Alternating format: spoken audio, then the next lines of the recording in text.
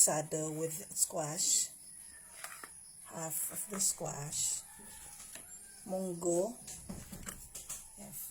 garlic and onion,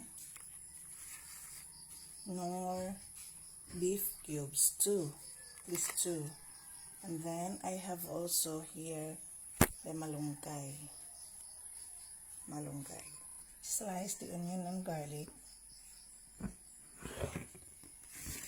Then the squash, just this one. And then separate the leaves of the malunggay from its stem. And of course, we are going to wash the mongo. I'm going to use canola oil. So I'm going to put a small amount of canola oil. Add garlic and onion.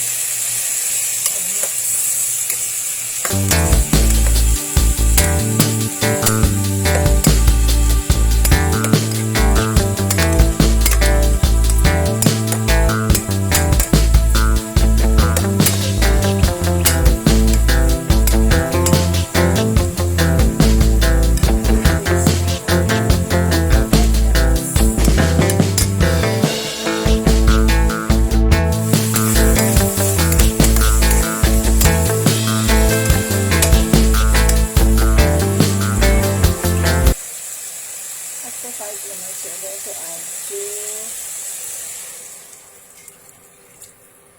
2 cups of water.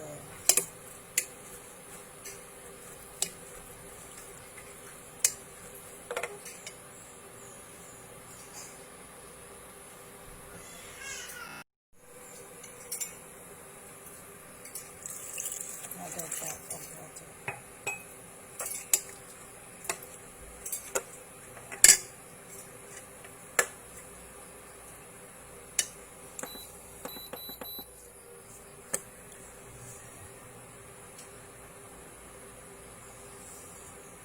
Leave this for 10 minutes, or it could be 8 minutes, until the beans will become tender.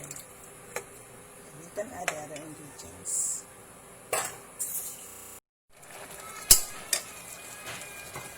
This time you can add another glass of water, or cup of water, then the squash. Leave until the squash and the mongo become tender.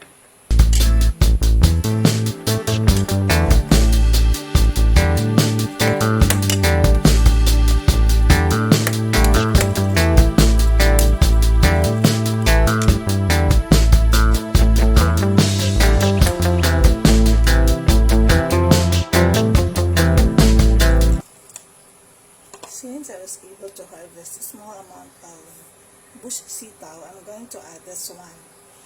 This is just optional. This is a small amount of bush sitaw, or any kind of sitaw.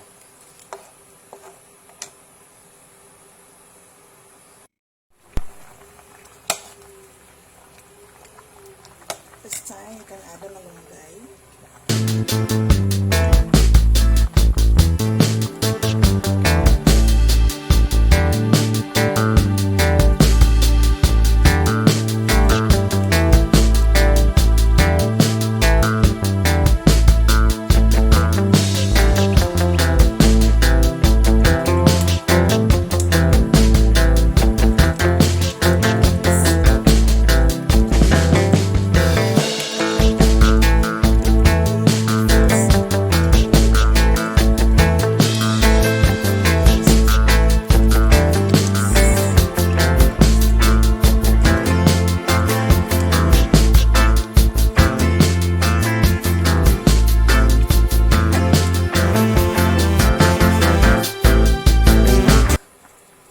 See, squash is already tender.